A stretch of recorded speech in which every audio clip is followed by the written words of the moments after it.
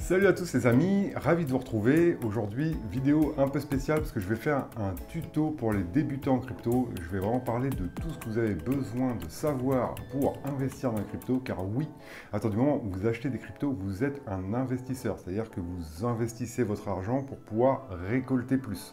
C'est le seul but de votre manœuvre actuelle pour profiter du bull run, c'est que vous souhaitez un enrichissement. Donc quand on vous demande qu'est-ce que tu fais dans la vie, je suis architecte, boulanger, intermittent du spectacle et investisseur parce que vous investissez dans le crypto. Et donc il faut avoir une psychologie d'investisseur et c'est ce que je vais vous apprendre dans cette vidéo. Voilà, je vous ai préparé plein de trucs. C'est vraiment comment j'explique la crypto-monnaie à mes membres de mon groupe Crypto Légende. D'ailleurs, il y a la newsletter gratuite à laquelle vous pouvez vous inscrire. Alors, je ne sais pas si je pourrais mettre un lien au moment où je mets la vidéo, parce que ma chaîne elle est assez neuve. Mais sinon, vous avez sur mon compte Instagram ou sur mon compte Twitter le lien pour rejoindre cette newsletter gratuite. Et encore une fois, si vous êtes un débutant nouveau ou que voilà, ça fait longtemps que vous avez déconnecté des cryptos, et même si vous connaissez la crypto, moi c'est mon travail la crypto, donc je réunis toutes les infos dans cette newsletter, les infos, les alphas les plus importants, et aussi je partage mes stratégies. Dans la prochaine, je vais vous partager 3 cryptos qui, selon moi, il est encore temps de se positionner pour profiter du bull run.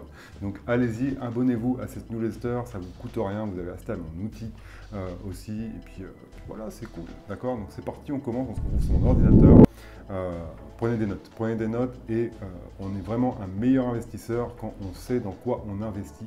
Donc c'est parti, et à la fin de cette vidéo, on va parler des cycles. Je pense que c'est quelque chose de très important, même si je ferai une vidéo dédiée pour vraiment que vous compreniez un peu la logique et dans le contexte dans lequel nous sommes actuellement. Allez, c'est parti, n'oubliez pas le petit like pour me récompenser de faire cette vidéo. Ça compte beaucoup pour moi, et vous, c'est une microseconde, et de vous abonner. Il y a 80% des personnes qui regardent mes vidéos qui ne sont pas abonnées. Donc s'il vous plaît, abonnez-vous à ma chaîne. Voilà, il y aura plein d'infos utiles pour vous, et surtout, vous serez informé lorsque il y aura des nouvelles vidéos. Et pour le moment, on est bien, hein. On est bien les amis avec l'étude de cycle. Et c'est pour ça que c'est ce que je vous apprends dans cette vidéo. L'étude de cycle, c'est une science terrible. D'accord? On a vu lors des précédentes vidéos ce qui pouvait se passer. Les cycles suivent, le cycle suit son cours, le Bitcoin suit son cours, l'histoire se répète à nouveau, donc pas de manière identique à 100%, mais les séquences se répètent, et ça c'est beau. Allez, c'est parti. Je ferai une vidéo juste après celle-là pour l'état du marché. Mais en attendant, c'est parti, on ne perd pas plus de temps, on attaque ce tuto débutant. Let's go! Donc on se retrouve sur Escalibro, où je vous ai fait un petit schéma, les amis. Donc pour bien comprendre déjà cette notion de centraliser ou de décentraliser. Souvent vous allez entendre parler que la valeur numéro 1 de la blockchain et des crypto-monnaies, c'est cette décentralisation. Nous on connaît dans notre monde actuel d'Internet, d'accord, l'univers centralisé, d'accord, donc comme Google. C'est-à-dire Google, vous avez par exemple sur Google, c'est la société mère qui contrôle YouTube, qui contrôle un tas de trucs, et c'est eux qui prennent toutes les décisions sans même vous consulter. Par exemple, moi j'ai une chaîne YouTube, là vous regardez cette vidéo, demain Google peut dire, lui tu lui sucres sa chaîne, et ça m'est déjà arrivé avec Maverick Fitness, on m'a supprimé ma chaîne, bon c'était une erreur aussi de ma part, j'ai jamais pu récupérer, d'accord? Donc ça c'est centralisé. Pareil avec Amazon, vous êtes un acheteur, mais il y a aussi les vendeurs, il y a aussi le stockage, et du coup là c'est Amazon, la maison mère, qui prend toutes les décisions, donc c'est centralisé. Carrefour, pareil, vous avez les producteurs donc, qui vont suivre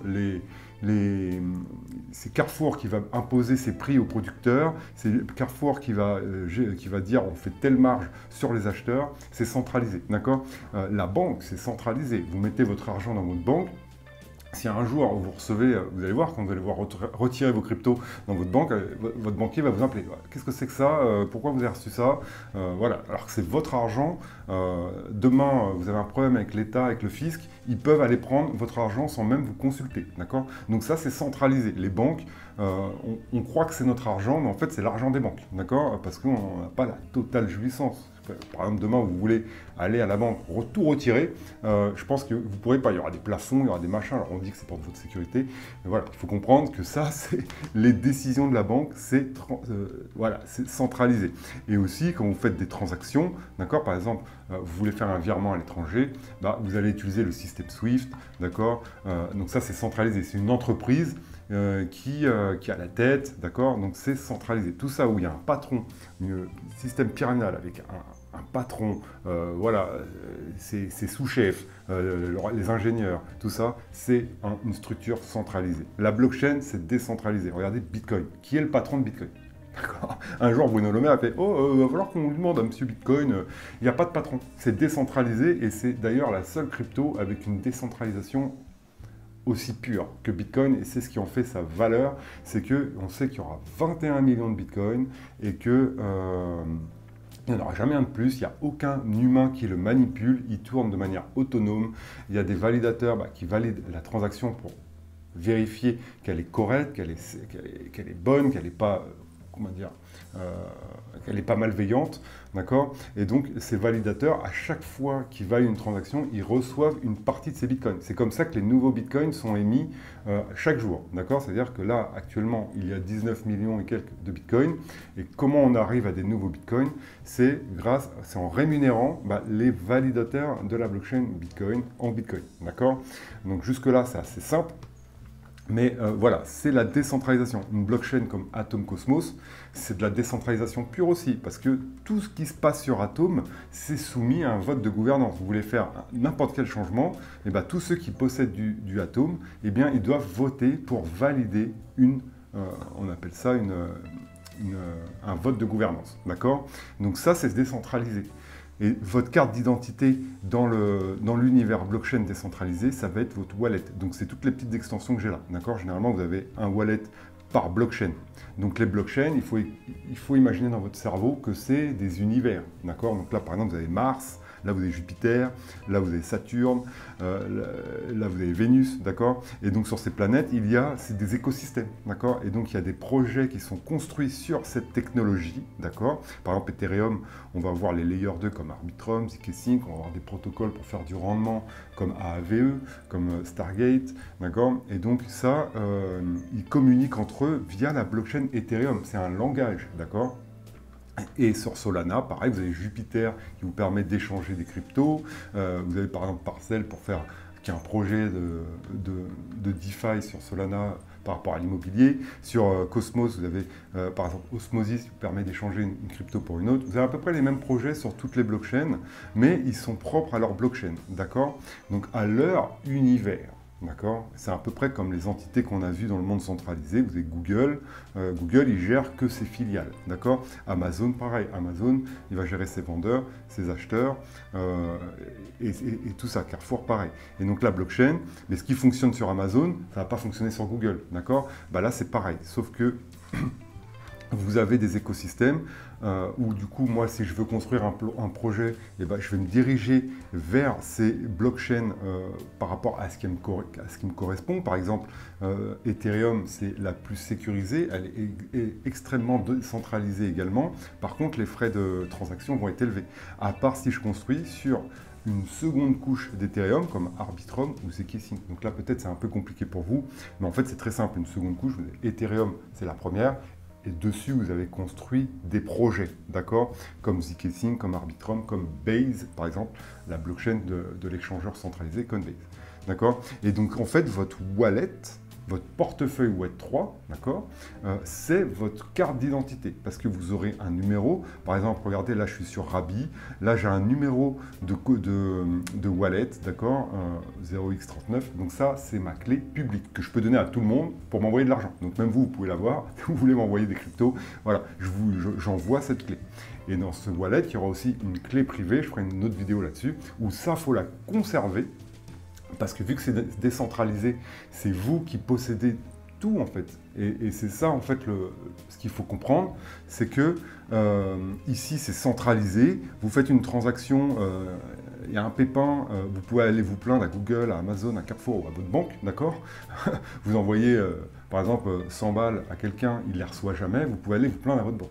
Ici, on est dans le Web 3, c'est décentralisé, vous êtes aux commandes de vos transactions et de vos manipulations. C'est pour ça, encore une fois, il faut savoir ce que l'on fait. C'est assez simple, c'est les mêmes processus, c'est un peu comme quand vous avez appris, je sais pas, utiliser Internet, d'accord, je sais pas, faire des trucs sur Internet, eh bien c'est exactement pareil qu'un... Alors, ça a l'air compliqué, parce que là, vous entendez le mot blockchain, vous entendez Cosmos, Solana, Ethereum, donc c'est des mots que votre cerveau ne connaît pas, et donc forcément, il prend ça comme une agression, d'accord? N'oubliez jamais que pour sortir de sa zone de confort, c'est de l'inconfort, d'accord? Nous, le cerveau, il est habitué à manœuvrer dans une certaine zone, et dès qu'il change de domaine, eh ben, il va, il va mettre des warnings. Attention, compliqué, j'y vais pas, et donc essayez vraiment d'ouvrir votre esprit à... Oui, c'est compliqué, mais je vais apprendre et petit à petit, je vais essayer de comprendre le truc, d'accord? Et souvent, on est bloqué par la barrière psychologique des mots qu'on ne va pas comprendre, d'accord? C'est pour ça que quand on apprend une langue, c'est très compliqué. On ne comprend aucun mot, le cerveau, il bug, d'accord? Et donc là, c'est du français, mais je vous parle de blockchain, de décentralisé, c'est pas un mot qu'on utilise tous les jours, de wallet, d'Ethereum, de Bitcoin. Donc là, votre cerveau, il dit, oh là là, c'est compliqué ça. Mais c'est juste des mots, d'accord? C'est comme si je vous disais Google, Amazon, Carrefour, parce que ces marques-là sont rentrées dans votre cerveau, il les prend pas comme une agression. Donc vraiment, ouvrez votre esprit et essayez de vous mettre dans le truc que c'est juste des mots et qu'au final, c'est très simple. Il y a des univers, moi je veux construire un projet, je vais choisir l'univers où je vais aller. Par exemple, si je veux aller sur Solana parce que les frais de transaction sont très faibles et que c'est rapide, je vais peut-être aller sur Solana. D'accord? Ça c'est les projets, les entreprises qui veulent construire, qui vont choisir leur blockchain. D'accord?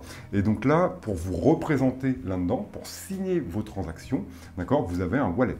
Moi, celui que je recommande, c'est Rabby. Et encore une fois, si vous êtes membre de ma newsletter, ici, vous avez tous les liens et tous les outils nécessaires pour naviguer dans le Web3, d'accord?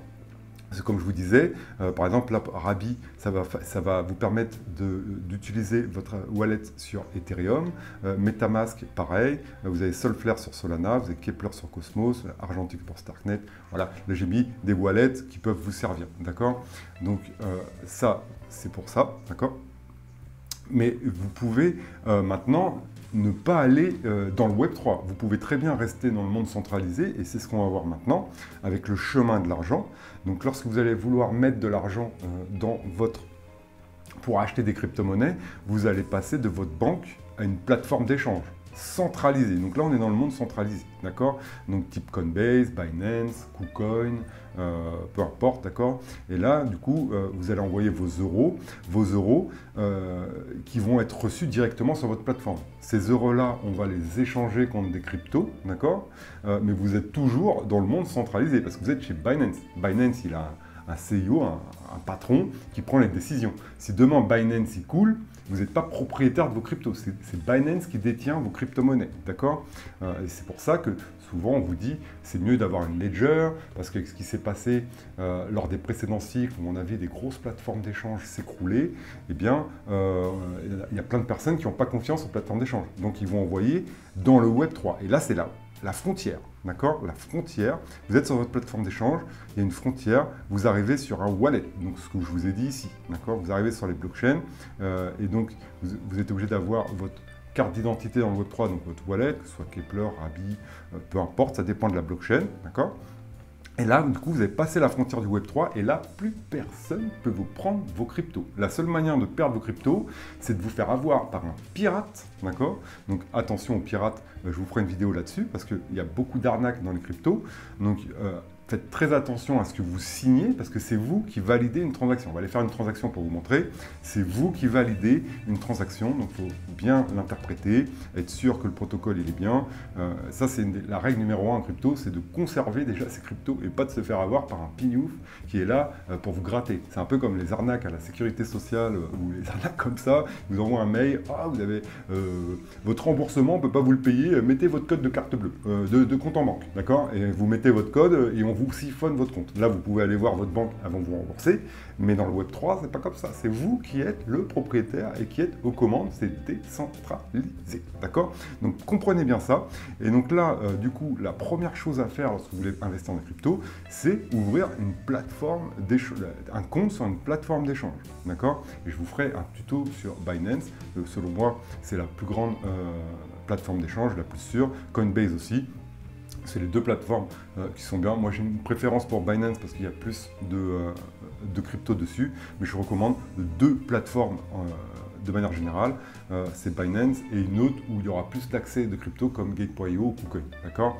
Mais donc là, vous pouvez, en tant qu'investisseur, vous dire « Oh, c'est trop compliqué, le Web3, moi, je veux rester dans le monde centralisé, je suis là pour 3 mois, après je m'arrache, je suis là pour vivre le bull run, je m'arrache, donc je ne vais pas aller m'amuser ici, je n'ai pas le temps de comprendre ce que c'est le Web3, je veux rester en sécurité sur une plateforme d'échange, et vous avez raison. Donc, encore une fois, ça, c'est par rapport à votre profil d'investisseur, tout simplement.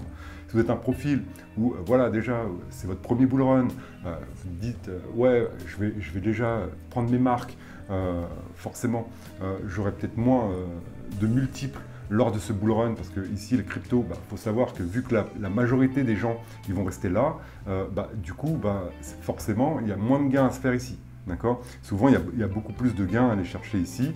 Et des fois, vous allez acheter une crypto là, qui n'est pas encore sur une plateforme d'échange. Et quand elle va être ici, eh bien, vu qu'il y aura la masse qui pourra l'acheter, eh bien, elle va faire un gros multiple. D'accord? Moi, c'est souvent ce que je guette avec, par exemple, les mêmes coins. Les mêmes coins, le Graal, c'est de l'acheter sur Solana, par exemple, la chaîne des mêmes coins, et qu'il se fasse lister sur un protocole comme Binance. Donc, on a vu ce que c'était avec Peanuts, il a pris 2500%, les amis. D'accord? Donc voilà, et donc ça, c'est propre à chacun, c'est donc votre degré de confiance dans la crypto. Vous pouvez vous dire, je reste ici parce que pour le moment, voilà, je sors tranquillement de ma zone de confort. Déjà que c'est compliqué, je ne vais pas me mettre à créer des wallets, d'accord? Ça c'est propre à vous, hein, d'accord? Donc à partir du moment où vous franchissez cette frontière, vous allez voir sur Binance, vous pouvez retirer via le réseau crypto et retirer vos cryptos ici. Ici, demain, les impôts vous contrôlent, vous leur devez de l'argent, ils ne pourront jamais venir le prendre. Ici, ils vont pouvoir. D'accord? C'est la seule différence. Ici, surtout que maintenant, ils ont prévu le coup. Hein, l'Europe, c'est pour ça qu'ils savaient qu'il y avait d'avoir un bull run. Ils ont fait MiCA 2 là, juste avant le bull run. Ceux qui sont agréés en Europe, les plateformes d'échange, doivent donner les données. D'accord? Si on demande des informations sur vous, donc là, et donc du coup, dans vos gains, il faut prendre cette participation d'impôt que vous avez payé si vous retirez vos cryptos. D'accord? On fera, je suis en relation avec un fiscaliste, on va faire, un comptable fiscaliste, du coup, on va faire une webconf ensemble et je vous dirai vraiment, je lui poserai les questions pour déclarer ses impôts avec ses cryptos, avec ses gains. D'accord? Donc voilà. Donc vous avez des wallets comme Keplr, Metamask, Solflare qui sont sous forme d'extension de navigateur, d'accord? Et vous avez Ledger, donc ça souvent vous allez entendre parler. Ledger, c'est ça, d'accord? Ça ressemble à une clé USB. Et en fait, ça va rajouter une protection, déjà parce que votre Ledger, si vous ne la connectez pas à votre PC, c'est-à-dire que votre portefeuille, il n'est même pas connecté à Internet. Donc ça rajoute une protection. Et en plus, lorsque vous faites une transaction et qu'on n'a pas de Ledger, on a juste à faire un clic pour valider la transaction. Avec Ledger, il faut faire un code, il faut faire une manip, on a le temps de lire, la transaction, ça va être plus long, d'accord? Mais au moins, on a des manipulations et parfois ça peut nous éviter de faire une bêtise, d'accord? Et encore dans mon outil, ici, je vous ai mis pour la sécurité, par exemple, un Wallet Guard, ça c'est très important, hein, d'accord? Wallet Guard, c'est ça. Ça va analyser vos wallets et aussi ça va détecter lorsque vous êtes sur un site qui n'est pas bon. D'accord? Donc voilà pour ça, j'espère que là, ça c'est bien clair. Ça, je pense que c'est bien clair. Et donc, pourquoi là, je vous ai fait un autre schéma. Donc, transférer des crypto-monnaies dans le Web3. Donc là, vous avez, c'est quoi l'intérêt? Donc, votre banque, comme je vous le disais, vous envoyez sur ce qu'on appelle un CEX, CEX, hein, pas S, attention. Donc, c'est une Central Exchange, d'accord? Centralized Exchange en anglais, excusez-moi pour l'accent. Donc, Binance, Coinbase, Bitgate, KuCoin, d'accord? Ici, vous avez accès à 20% des cryptos, c'est ce que je vous disais. D'accord? Et donc ici, vous allez payer vos frais de transfert généralement pour ici. Donc, ce qu'il faut essayer de trouver, c'est la plateforme qui prend les moins de frais. Donc, c'est Binance, hein, clairement. C'est pour ça que j'aime bien Binance, il n'y a pas trop de frais. Mais vous avez accès qu'à 20% des cryptos qui existent. D'accord. Et lorsque vous allez dans le Web3, moi je vous ai parlé de plusieurs cryptos lors de mes présentes vidéos, par exemple comme Neuralai, une crypto franchement qui a un très fort potentiel dans le gaming, qui est loin dans le classement, dans le top 500. On va aller voir sur CoinMarketCap. Voilà. Et donc là, vous allez devoir payer les frais de gaz sur votre wallet. D'accord. Les frais de gaz, c'est quoi? C'est les frais de transaction. C'est comme si ici, vous avez des frais. Quand vous envoyez de l'argent, des euros sur votre plateforme d'échange, bah, ici, vous aurez des frais à payer dans la crypto que vous utilisez, d'accord? Donc quand vous envoyez à partir d'un sexe, d'une plateforme d'échange, eh ben, ça va prendre directement sur votre montant que vous avez sur la plateforme d'échange. Mais ici, il va falloir avoir la monnaie pour payer les frais de gaz. Et donc là, on revient ici. Donc sur Ethereum, ça va être des Ethereum. Ici, ça va être des Solana. Ici, ça va être des Cosmos. D'accord? Donc si par exemple, vous voulez acheter du Jupiter sur Solana, eh bien, il va falloir automatiquement avoir du Solana sur votre wallet pour payer les frais de transaction. D'accord? Pareil ici sur Ethereum, sur mon Rabi, il faut avant de vouloir acheter une crypto, avoir la monnaie de la blockchain pour pouvoir faire des transactions, car c'est ce qu'on appelle les frais de gaz. D'accord? Frais de gaz propres à la blockchain, pris sur la crypto transférée ici. D'accord? Et donc ici, après, si vous voulez acheter des cryptos, vous avez des DEX, ce qu'on appelle des DEX, les SEX, donc Centralized Exchange. Là, c'est Décentralisé Exchange. Donc, c'est des plateformes d'échange qui sont dans le Web3. Et donc là, il y a 80% des cryptos et vous devez payer les frais de gaz dans la monnaie, comme je vous ai dit, de la blockchain. D'accord? Donc j'espère que jusqu'ici, ça va, que c'est assez compréhensible. Je pense que c'est assez clair avec les schémas, tout ça. D'accord? Donc maintenant, on va se retrouver sur CoinMarketCap. Je vais vous montrer, donc par exemple, là, XRP, une monnaie connue. On va aller voir. Regardez, pour savoir où une crypto s'achète, vous allez sur CoinMarketCap et là, vous avez marché.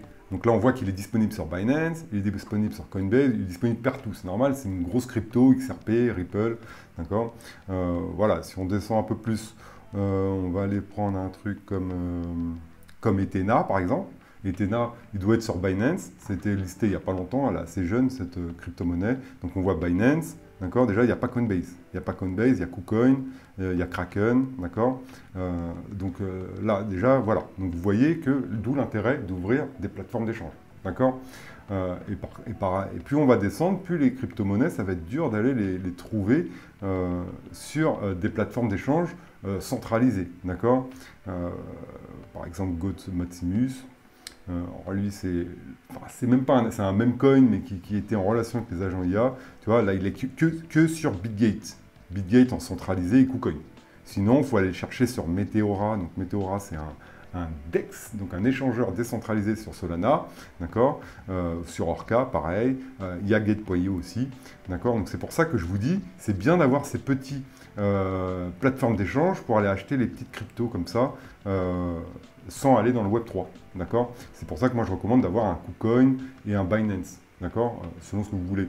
Et ça, je pense que c'est le meilleur combo, d'accord. Et après, si vraiment vous voulez une crypto qui, regardez, Neuralai, il n'est pas disponible sur aucune plateforme d'échange, d'accord? Il est juste sur Uniswap, donc ça c'est le plus gros échangeur décentralisé sur Ethereum, ou Orbit. Et donc là, ici, il va falloir regarder la liquidité. Donc la liquidité, on voit que il y a du volume, il y a 1 419 000 de volume. Donc ça va, d'accord? Ça veut dire qu'il y a de la liquidité, 10,2, d'accord? Le prix. Et donc là, pour acheter du Noral, vous l'allez là. Par contre, on va y aller, regardez. Là, je vais aller ici. Voilà, trade sur Uniswap V2. Donc là, vous prenez toujours ces genres de liens, d'accord? C'est comme ça qu'on fait. Donc là, je ne sais pas pourquoi il m'ouvre un fantôme. On va aller connecter le portefeuille. Je vais vous montrer.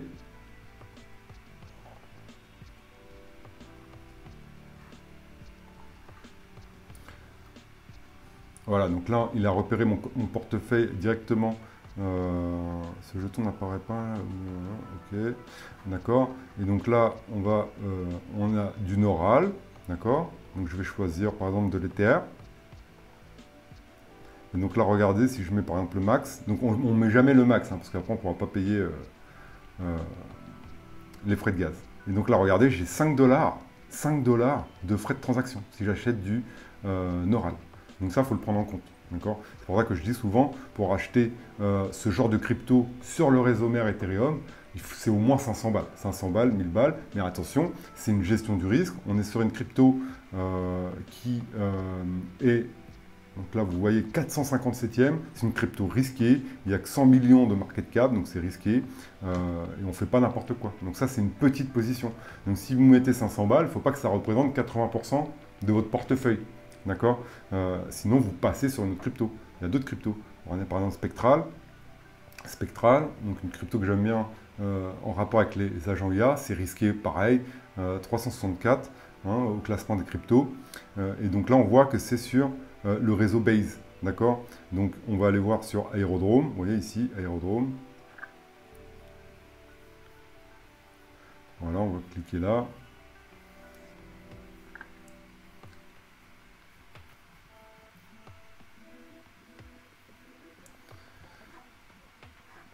Donc on va aller dans Swap. Donc Swap, c'est pour échanger une crypto comme pour une autre. Hein. Vous avez le lexique dans la toolbox Crypto Légende que j'offre aux membres de ma newsletter. Encore une fois, pensez à aller vous abonner.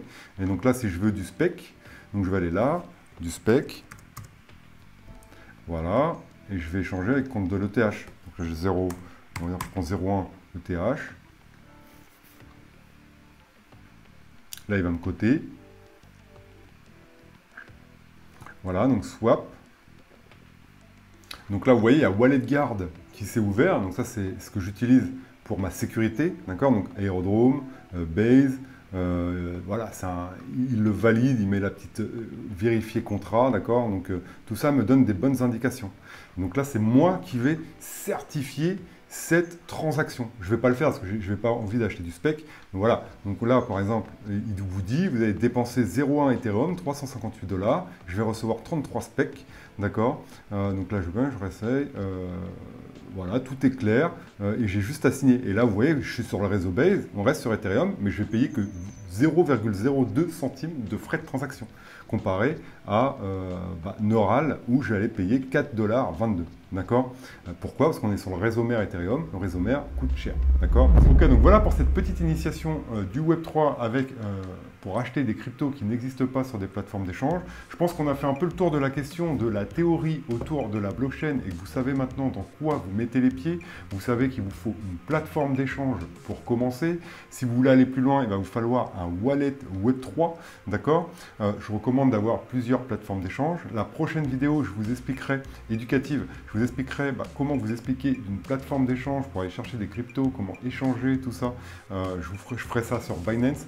D'ailleurs, dites-moi si ça vous intéresse en commentaire et dites-moi s'il y a d'autres sujets que vous voulez que je vous aborde. Je ferai une autre vidéo aussi sur l'installation d'un wallet Web3, d'accord? Parce que là, on a vraiment vu la théorie et vraiment le but de la blockchain en elle-même, d'accord? Donc, je ferai d'autres vidéos éducatives de ce genre. D'ailleurs, dites-moi si vous aimez ce genre de vidéo. Si c'est le cas, mettez un like et dites-moi en commentaire ce que vous voudriez que je traite prochainement. Et puis voilà, je pense que ça a été assez clair. Et je vous ferai du coup, parce que là la vidéo commence à être assez longue, la vidéo sur les cycles très prochainement également. Je pense que ce sera la prochaine. On va étudier ces cycles, comme ça vous serez vraiment un meilleur investisseur. C'est comme ça que moi, je roule ma bosse dans les cryptos. D'accord, je ne suis pas un trader professionnel, je ne trade pas au jour le jour, comme ça, avec des leviers, avec des machins. D'ailleurs, Warren Buffett, il dit que tous ces mecs qui jouent avec les leviers, avec machin, là on voit qu'il n'y a jamais eu autant de liquidations que maintenant, là, 100 000 $, c'est fou les nombres de liquidations. Warren Buffett, il dit, c'est comme ramasser des pièces de 10 centimes devant un rouleau compresseur, et il a raison. Moi, c'est un peu mon modèle, ce genre d'investisseur comme Warren Buffett, long terme. Donc c'est très dur de faire le Warren Buffett, hein. Je dis pas ça parce que ouais, tout le monde va être Warren Buffett. C'est très dur parce que Warren Buffett, il a développé des capacités vraiment propres à lui. En tout cas, voilà, je m'arrête là pour cette vidéo. Je pense que c'est clair. Dites-moi en commentaire si vous voulez que j'aborde d'autres sujets et mettez un like à cette vidéo et inscrivez-vous à la newsletter. Là, la prochaine, elle va être mortel. Je suis en train de l'écrire, elle va être super. Et je fais aussi une autre vidéo, après j'arrête, une autre vidéo là pour savoir où on en est avec le Bitcoin. Là, c'est super beau. Là, le saison, les amis, elle se dessine de plus en plus. C'est fou. Allez, c'est parti. À plus tard.